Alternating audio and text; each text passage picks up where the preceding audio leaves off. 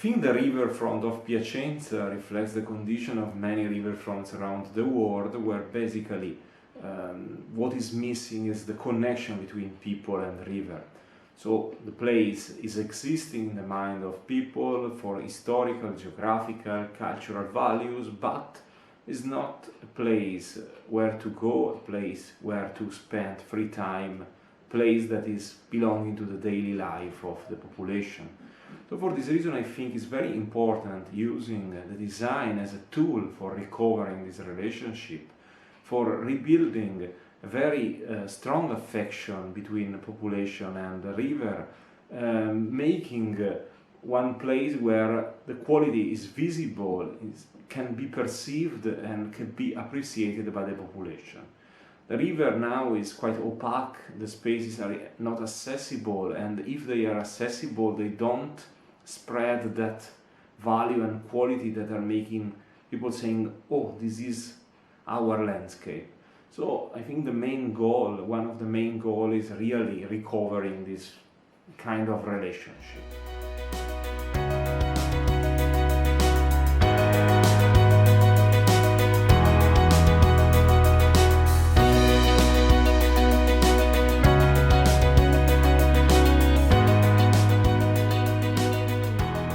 The outbreak of COVID-19 pandemic highlights the birth of a new landscape of invisible, that is represented by our fear of spaces and our new attitude towards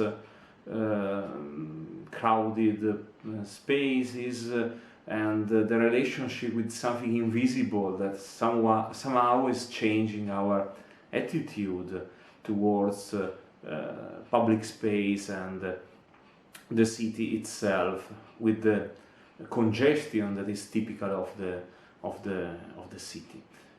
For this reason, I think is also something positive in terms of rediscovering or reappreciation of something that was missing in the last year. So the relationship with open spaces, the relationship with nature, the relationship with the landscape in form of individual relationships. During the lockdown, people were struggling to go out, to move, to have free time in the nature, and for this reason I think the riverfront of Piacenza can be very important in terms of a new public space for the city, where the contact with nature will be something very important for feeding the mind of people, but also in the same time recovering that biodiversity that is fundamental, is very important in order to fight against the diffusions of these kind of viruses coming from zoonoses that are typical of unbalanced environments.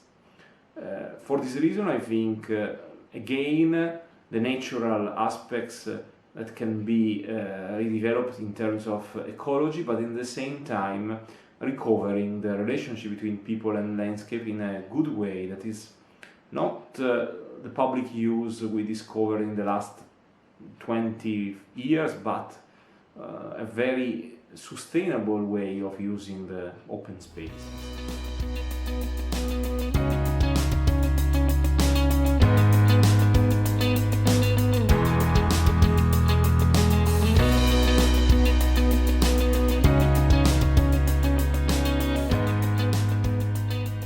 During the time, rivers become more and more infrastructure itself.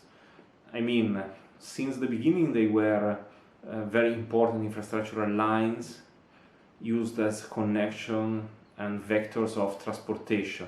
But after the Industrial Revolution, the rivers were heavily used as infrastructural systems and built it in terms of river transformation through infrastructures, but also places where to concentrate different lines, so railways and streets, roads, highways. This for sure increased the complexity of river systems and the valleys where rivers are flowing. Today we are rediscovering the river as something natural.